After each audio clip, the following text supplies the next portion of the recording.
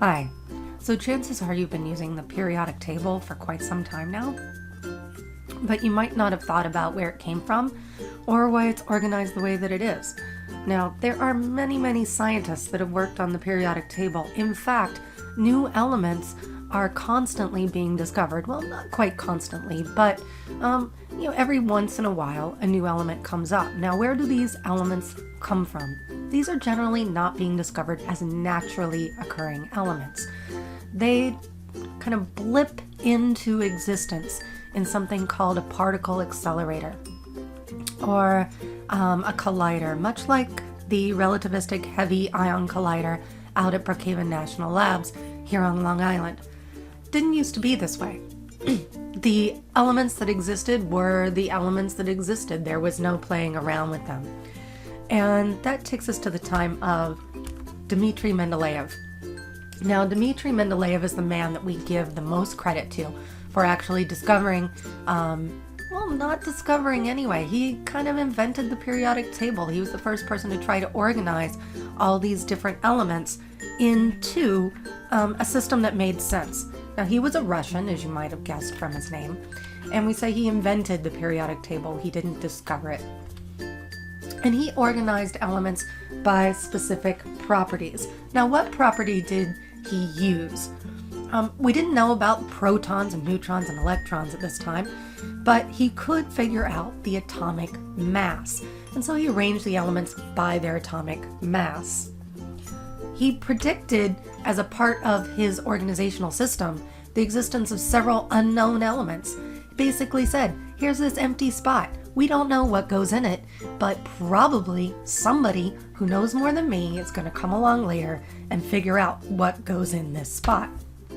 And element 101 is named in his honor. It is Mendeleevium, and it was discovered in 1955. So this was what Dmitri Mendeleev's early periodic table looked like. And, well, it's in acrylic, so I don't expect you to be able to actually read it, but you can see that we've got an organization of the elements here, something that looks kind of similar. We have hydrogen up here with number 1. We've got beryllium, boron, carbon, nitrogen, oxygen. They're arranged in order of increasing atomic mass.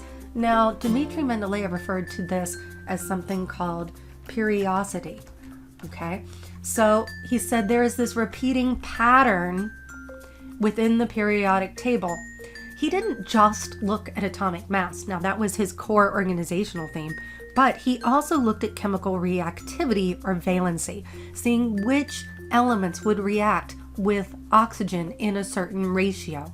By doing that, he was able to really look at those interior patterns of the table that nobody had really recognized before.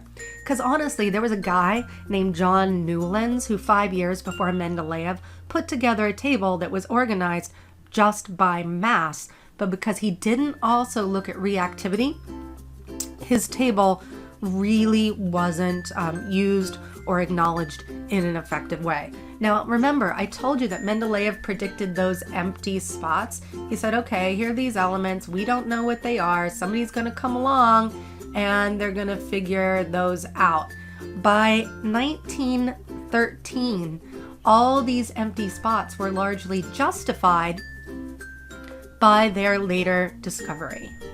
Now, we're going to come up a little bit further in time, and we've got H.G.J. Moseley, or Henry Moseley. Now, he determined that the atomic numbers from elements were based on their X-ray spectra. And he did the majority of his work in 1913 and 1914. He took what Mendeleev did and built on it. He arranged the elements in terms of increasing atomic number, which is the way that our periodic table is arranged currently. Now, personally, I think one of the most interesting things about Moseley is not what he discovered, but the tragedy of his life. He was killed in World War I at the age of only 28. He had made all these discoveries prior to the age of 30. He was killed in the Battle of Gallipoli in Turkey during World War I. If he had lived on, I can't help but wonder about the amazing discoveries that he might have made, but he was stolen from science too soon.